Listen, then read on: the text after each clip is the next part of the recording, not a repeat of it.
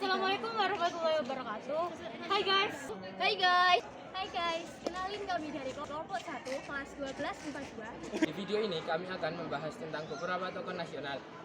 Perkenalkan, nama saya Aura Dewi Mas Ada, absen 8. Nama saya Andika Aura Hafid, nomor absen 5. Nama saya Gadis Cilestari, absen 14. Nama saya Mudi Diaul Haq, absen 24. Nama saya Rafa Satu Fatfak, absen 27. Nama saya Pratita Fitrotus Sabilillah, absen 31.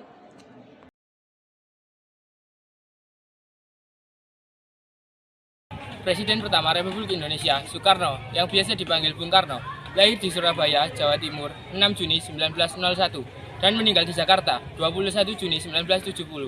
Ayahnya bernama Raden Sukemi Sosrodiharjo dan ibunya Ida Ayu Nyoman Rai. Presiden Soekarno meninggal dunia di hari Minggu, 21 Juni 1970 di RSPAD, Taur Rumah Sakit Pusat Angkatan Darat, Gatot Subroto, Jakarta. Presiden Soekarno disemayamkan di Wisma Yaso, Jakarta, dan kemudian dimakamkan di Blitar, Jawa Timur, berdekatan dengan makam ibundanya, Ida Ayu Nyoman Rai. Riwayat pendidikan Ir Soekarno. Pendidikan pertama Soekarno adalah sekolah dasar di Eerste Inlandse School yang merupakan tempat ayahnya mengajar. Soekarno sempat belajar di sekolah dasar milik Belanda ini hingga kelas 5. Soekarno kemudian dipindahkan ke ELS, Europese Lagere School, agar mudah meniti jenjang pendidikan berikutnya. Soekarno menyelesaikan pendidikannya di ELS pada tahun 1915. Setelah lulus dari ELS, Soekarno masuk Bukiri Burger School atau HBS dan berhasil menyelesaikan sekolahnya dalam 5 tahun. Soekarno berhasil bersekolah di HBS atas bantuan rekan ayahnya, Hos Cokro Aminoto. Semasa sekolah di HBS, ia juga tinggal dengan Hos Cokro Aminoto yang juga ketua Sarekat Islam. Soekarno menamatkan pendidikan di HBS pada 1921 dan melanjutkannya ke Teknische Hoge School de Bandung atau yang sekarang dikenal dengan ITB dengan mengambil jurusan teknik sipil. Semasa kuliah, Soekarno sempat meninggalkan bangku kuliah selama 2 bulan sampai akhirnya ia mendaftar kembali pada tahun 1922. Soekarno akhirnya berhasil meraih gelar insinyur pada 25 Mei 1926. Peran-peran Insinyur Soekarno. Yang pertama adalah mendirikan Perserikatan Nasional Indonesia. Perserikatan Nasional Indonesia dibentuk oleh Soekarno pada 4 Juli 1927. Soekarno dipilih menjadi ketua karena dianggap paling populer dan paling mampu memimpin organisasi tersebut. Dalam anggaran dasarnya, PNI menyatakan bahwa tujuan PNI adalah bekerja untuk kemerdekaan Indonesia. Propaganda tulisan maupun lisan dari para anggota PNI banyak mempengaruhi rakyat. PNI dianggap berbahaya oleh pemerintah kolonial Belanda karena menyebarkan ajaran-ajaran kemerdekaan. Pada 24 Desember 1929, Soekarno ditangkap oleh pemerintah Hindia Belanda. Peran Insinyur Soekarno yang kedua adalah terang-terangan menentang imperialisme. Setelah ditahan karena dituduh hendak menggulingkan kekuasaan Hindia Belanda, Soekarno dengan lantang membacakan pidato pembelaan yang ia beri judul Indonesia Menggugat. Pada 1930, Soekarno menyampaikan kritiknya terhadap imperialisme dan menyebut Belanda menerapkan politik drainase yang menghisap dan mengalirkan kekayaan Indonesia ke negeri-negeri imperialis yang menyebabkan kemelaratan rakyat Indonesia. Pidato sindiran tersebut cukup mengusik Gubernur Jenderal Hindia Belanda, Andreas Cornelius de Graeff dan jajarannya. Kepercayaan diri dan sikap Bung Karno yang berapi-api di hadapan pengadilan kolonial membangkitkan semangat perjuangan. 3. Membentuk 4 serangkai. Saat Jepang menduduki Indonesia pada tahun 1942, Jepang berhasil mengusir Belanda. Merespon hal itu, Soekarno bersama Muhammad Hatta, Ki Hajar Dewantara, dan Kiai Mas Mansur membentuk 4 serangkai. 4 serangkai adalah kelompok nasionalis yang memperjuangkan kemerdekaan Indonesia pada masa penjajahan Jepang. 4 serangkai memutuskan untuk bekerja sama dengan Jepang supaya mendapat dukungan atas kemerdekaan Indonesia. Sayangnya, Jepang justru memanfaatkan kondisi ini agar bisa mengambil kekayaan Indonesia serta memperkerjakan rakyat pribumi sebagai kerja paksa atau warisan. 4. Merumuskan Pancasila. Pada 29 April 1945, Jepang membentuk Badan Penyelidik Usaha Persiapan Kemerdekaan Indonesia atau BPUPKI. Tujuan dibentuknya BPUPKI adalah untuk menarik simpati dari masyarakat Indonesia dengan memberikan janji kemerdekaan. Setelah dibentuk, BPUPKI melaksanakan sidang pertamanya yang berlangsung selama 3 hari, yaitu antara 29 Mei sampai 1 Juni 1945. Dalam sidang ini, Soekarno dan Muhammad Yamin dan Sutomo menyampaikan gagasan mereka mengenai dasar negara Indonesia. Gagasan Soekarno adalah sebagai berikut: 1. Kebangsaan Indonesia, nasionalisme. 2. Internasionalisme, prikemanusiaan. 3. Mufakat, demokrasi. 4. Kesejahteraan sosial. Dan 5. Ketuhanan yang berkebudayaan. Pada akhirnya, gagasan Soekarno terpilih sebagai dasar negara Indonesia dengan sedikit perubahan yang disebut Pancasila. 5. Aktif memperjuangkan kemerdekaan Indonesia. Saat Jepang berkuasa di Indonesia, mereka membentuk Badan Penyelidik Usaha Persiapan Kemerdekaan Indonesia atau BPUPKI pada 29 April 1945. Badan ini dibentuk sebagai upaya Jepang untuk mendapatkan dukungan dari bangsa Indonesia. Tugas dari BPUPKI adalah mempelajari hal-hal yang berkaitan dengan aspek-aspek politik, ekonomi, tata pemerintahan, dan hal-hal yang diperlukan dalam usaha pembentukan negara Indonesia merdeka. Sebagai salah satu tokoh intelektual yang berpengaruh, Bung Karno tergabung dalam BPUPKI. Dalam sidang BPUPKI 1 Juni 1945, Soekarno turut mengemukakan 5 sila yang menjadi dasar negara Indonesia merdeka. Kelak, Insinyur Soekarno juga tergabung dalam Panitia 9 yang bertugas untuk merumuskan dasar negara. Selain itu, beliau juga terlibat dalam pembahasan mengenai Undang-Undang Dasar UUD. 6. Peran Soekarno dalam PPKI. Setelah BPUPKI dibubarkan, Soekarno membentuk Panitia Persiapan Kemerdekaan Indonesia atau PPKI pada 7 Agustus 1945. Dengan mendapat persetujuan Jepang, tugas PPKI yang diketuai oleh Soekarno adalah melanjutkan tugas BPUPKI dan mempersiapkan kemerdekaan Indonesia. Pada sidang PPKI pertama pada 18 Agustus 1945, Soekarno terpilih sebagai Presiden Indonesia yang pertama. 7. Merumuskan dan membaca naskah proklamasi kemerdekaan. Bung Karno dikenal sebagai proklamator sebab dialah salah satu penyusun naskah proklamasi dan orang yang membacakan teks bersejarah tersebut. Pada 17 Agustus 1945 pukul 3, naskah proklamasi disusun oleh Soekarno, Muhammad Hatta, dan Ahmad Subarjo di kediaman Laksamana Tadashi Maeda. Biografi DRS Muhammad Hatta, lahir di Bukit Tinggi 12 Agustus 1902 dari pasangan Haji Muhammad Jamil dan Siti Salehah. Ia merupakan anak kedua setelah Rafi'ah, kakak perempuannya yang lahir pada 1900. Sang ayah masih berada di garis keturunan ulama terdekat di Batu Hampar dekat Payakumbuh, Sumatera Barat. Sedangkan sang ibu merupakan keturunan dari keluarga pedagang di Bukit Tinggi. Sang ayah meninggal dunia saat usianya 7 bulan. Akhir hayat Muhammad Hatta wafat pada 14 Maret 1980 di Rumah Sakit Cipto Mangunkusumo, Jakarta. Kemudian dikebumikan di Pemakaman Umum Tanah Kusir, Jakarta. Bung Hatta diberikan gelar Pahlawan Proklamator pada 23 Oktober 1986 bersama dengan Bung Karno melalui Kepres 081 TK 1986. Kemudian Presiden Susilo Bambang Yudhoyono menetapkan gelar Pahlawan Nasional kepada Bung Hatta pada 7 November 2012. Riwayat pendidikan. Semasa kecil, Hatta menempuh pendidikan dasar di Sekolah Melayu Bukit Tinggi. Kemudian pada tahun 1913 sampai 1916 melanjutkan studinya ke Europese Leisure School ELS di Padang. Saat usia 13 tahun, sebenarnya beliau telah lulus ujian masuk ke HBS tingkat SMA di Batavia, kini Jakarta. Namun, ibunya menginginkan Hatta agar tetap di Padang lantaran usianya yang masih sangat muda. Akhirnya, Hatta melanjutkan studi ke Mulo di Padang.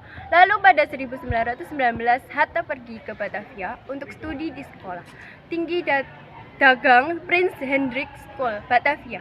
Setelah menyelesaikan studinya dengan hasil sangat memuaskan, pada 1921 Hatta pergi ke Rotterdam, Belanda untuk belajar ilmu perdagangan atau bisnis di Nederland. Handelshogeschool School, bahasa Inggris Rotterdam School of Commerce, kini menjadi Erasmus University. Di Belanda, Hatta tinggal selama 11 tahun. pada 27 November 1956, Bung Hatta memperoleh gelar kehormatan akademis yaitu Dr. Honoris Causa dalam ilmu hukum dari Universitas Gadjah Mada di Yogyakarta. Pidato pengukuhan berjudul Lampau dan Datang. Peran Mohatta. 1. Merumuskan teks proklamasi. Mohatta memiliki peranan besar dalam persiapan kemerdekaan Indonesia. Bersama Soekarno dan Ahmad Subarjo, Mohatta diketahui menyumbang kalimat pertama untuk teks proklamasi. Selain merumuskan naskah, Bung Hatta juga menandatangani teks proklamasi bersama Bung Karno. Yang kedua, mendampingi Soekarno dalam upacara proklamasi. Dengan pakaian serba putih, Bung Hatta turut mendampingi Soekarno dalam upacara proklamasi. Kala itu, para pemuda mendesak Soekarno untuk segera membacakan teks proklamasi. Namun, Soekarno menolak membacanya jika Hatta belum hadir. 5 menit sebelum upacara, Mohatta akhirnya hadir dan mengikuti upacara. Yang ketiga, yaitu menjadi Wakil Presiden Indonesia. Setelah melangsungkan upacara proklamasi, Mohatta resmi dilantik sebagai Wakil Presiden pertama di Indonesia. Saat itu, Mohatta bertugas dengan Soekarno yang menjabat sebagai Presiden Indonesia. Yang keempat, yaitu memperjuangkan Indonesia di konferensi meja bundar. Meski telah resmi merdeka, Belanda masih enggan mengakui kedaulatan Indonesia. Belanda masih berupaya merebut Indonesia lewat agresi militer hingga perjanjian internasional berbekal tekad dan kemampuannya. Mohatta berhasil mendesak Belanda dan mengambil simpatik dunia pada konferensi meja bundar. Akhirnya, Indonesia pun mendapat pengakuan dari Belanda dan dunia.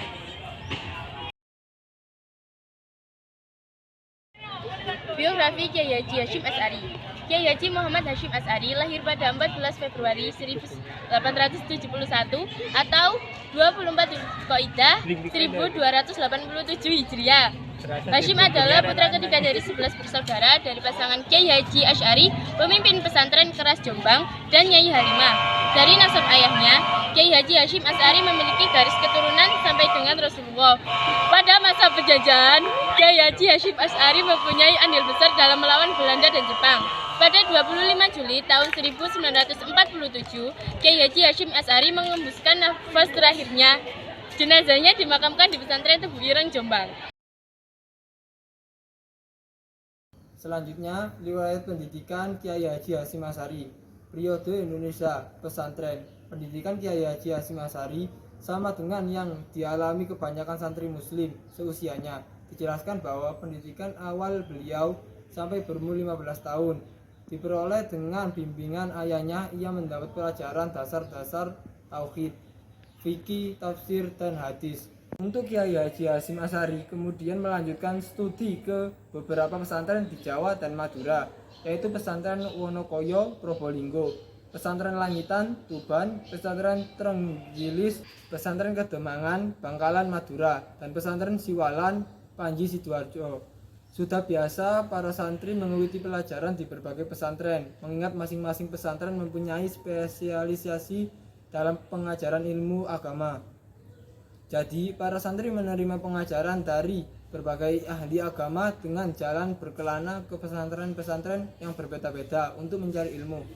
Tradisi pesantren dalam mencari ilmu ini memberi kesempatan pada Kiai Haji Hashim Asy'ari untuk belajar tata bahasa dan sastra Arab, fikih, dan sufisme dari Kiai Khalil dari Bangkalan selama 3 tahun. Sebelum memfokuskan diri di bidang fikih selama 2 tahun di bawah bimbingan Kiai Yakub di pesantren Siwalan Panji, menurut Haji Aboy Akbar, Kiai Hashim Asy'ari datang ke Siwalan pada tahun 1891 sampai 1892 Masehi. Yang kemudian Kiai Haji Hashim Asy'ari dinikahkan oleh Kiai Yakub dengan putrinya sendiri, Khadijah.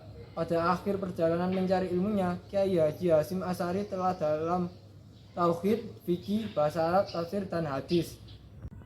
Periode Mekah. Pendidikan Hashim Asy'ari tidak berhenti di bumi kelahirannya. Ia melanjutkan belajar ke negara sumber ilmu keislaman, yaitu Mekah. Sewaktu Hashim Asy'ari belajar di Mekah, ia berjumpa dengan beberapa tokoh yang selanjutnya dijadikan sebagai guru dalam berbagai disiplin ilmu agama Islam. Di antara guru Hashim Asy'ari yaitu Syekh Mahfud Si Tirmizi. Ia adalah ulama Indonesia pertama yang mengajar Sahih Bukhari di Mekah. Ia belajar banyak tentang hadis Sahih Bukhari dari Syekh Mahfud Al-Tirmizi. Dari gurunya inilah Hasyim Asy'ari mendapat ijazah untuk mengajar kitab Sahih Bukhari. Selain belajar hadis, Hasyim Asy'ari juga belajar thariqat, Qadiriyah, wah Naqsabandiyah kepada Syekh Mahfud. Selanjutnya adalah peran Kiai Haji Hasyim Asy'ari. Yang pertama adalah mendirikan Nahdlatul Ulama. Nahdlatul Ulama adalah wadah perjuangan untuk menentang segala bentuk penjajahan dan merebut kemerdekaan negara Republik Indonesia dari penjajah Belanda dan Jepang. Sekaligus aktif melakukan dakwah-dakwahnya untuk senantiasa menjaga kesatuan negara Republik Indonesia dalam wadah NKRI. Bagaimana NU dalam peranannya begitu besar dalam perjuangan kemerdekaan Indonesia. Mempertahankan keutuhan NKRI dapat dilihat atas latar belakang lahirnya ormas terbesar di dunia, Nahdlatul Ulama. Paling tidak ada 3 alasan besar yang melatar belakangi lahirnya Nahdlatul Ulama pada tanggal 31 Januari 1926. Yang pertama yaitu sebagai motif agama, yang kedua mempertahankan paham Ahlussunnah wal Jamaah, dan yang ketiga adalah motif nasionalisme. Satu motif nasionalisme itu timbul karena NU itu lahir dengan niatan untuk menyatukan para ulama dan tokoh-tokoh agama dalam melawan penjajahan. Semangat nasionalisme itu pun terlihat juga dari nama Nahdlatul Ulama itu sendiri, yaitu adalah kebangkitan para ulama.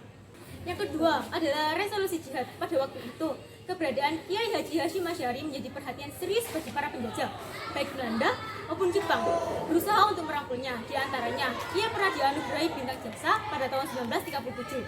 Tapi, itu pun ditolak oleh Kiai Haji Hasyim Asy'ari. Justru Kiai Haji Hasyim Asy'ari sangat membuat Belanda kelimpungan dengan membuat berita kepada para santri dan pengikutnya. Perintah tersebut berisi tentang yang pertama, Kiai Haji Hasyim Asy'ari memfatwakan bahwa perang melawan Belanda adalah jihad, yaitu perang suci. Yang kedua, Kiai Hasyim mengharamkan memakai kapal Belanda pada saat haji dan umroh. Perintah tersebut ditulis oleh Kiai Haji Hasyim Asy'ari dalam bahasa Arab dan disiarkan oleh Kementerian Agama secara luas. Yang ketiga, yaitu perjuangan melawan penjajah. Masa awal perjuangan Kiai Haji Hasyim Asy'ari di Tebu Ireng, Jombang bersama dengan semakin represifnya pelakuan penjajahan Belanda dan Jepang terhadap rakyat Indonesia. Pasukan kompeni ini tidak segan-segan membunuh penduduk yang dianggap menentang undang-undang penjajahan. Pesantren Tebu Ireng, Jombang ini pun tak luput dari sasaran represif Belanda. Salah satu represif Jepang yaitu dengan penahanan terhadap Hadratus Syekh beserta sejumlah putranya dan kerabatnya. Ini dilakukan karena Kiai Haji Hasyim Asy'ari menolak melakukan seikere.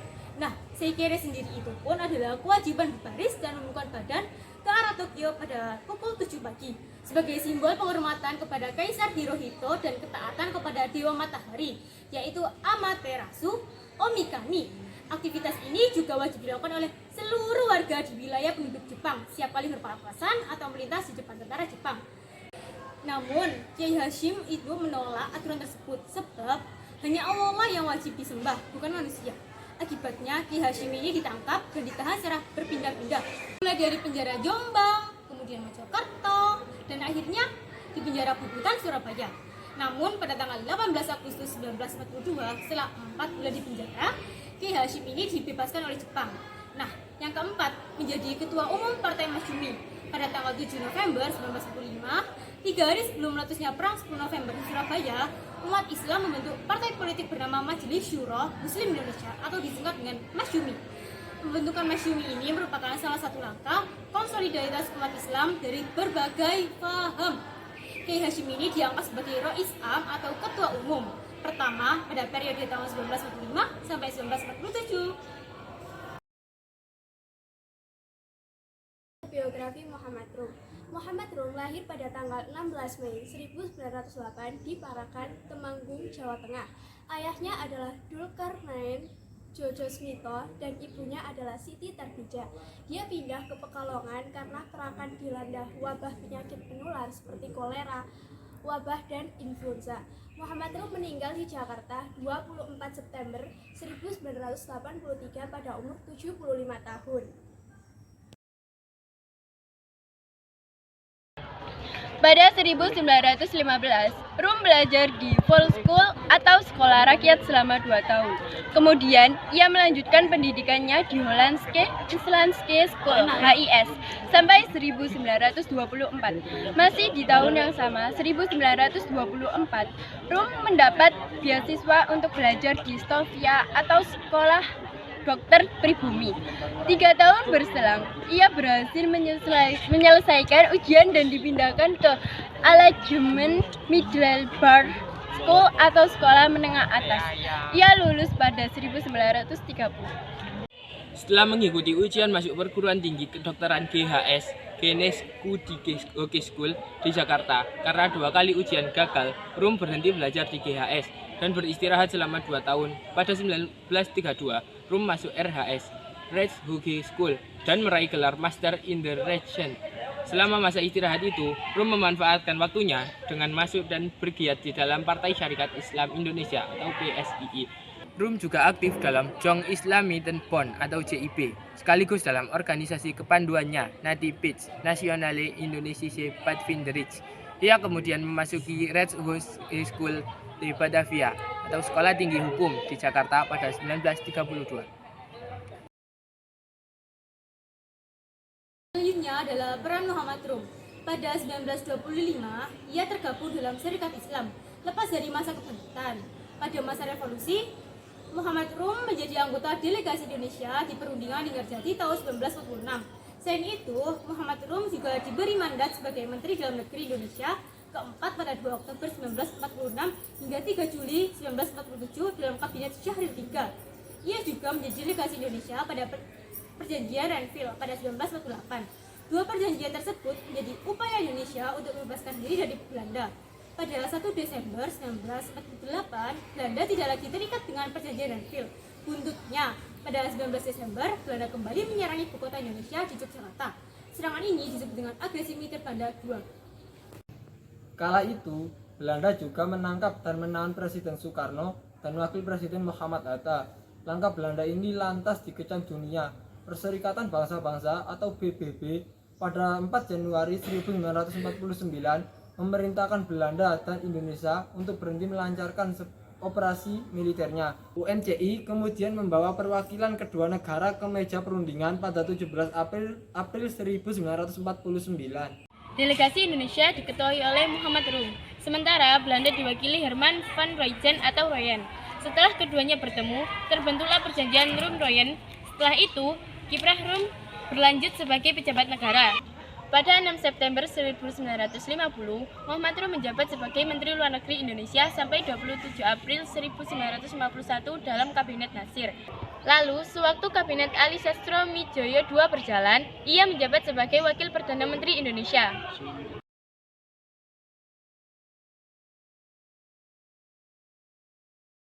Nilai-nilai perjuangan Bung Karno yang dapat kita ambil. Yang pertama adalah sikap nasionalisme, yang kedua kerakyatan, yang ketiga kemandirian, yang keempat solidaritas dan cinta pada tanah air, dan yang terakhir adalah toleransi yang harus kita terapkan di masa sekarang.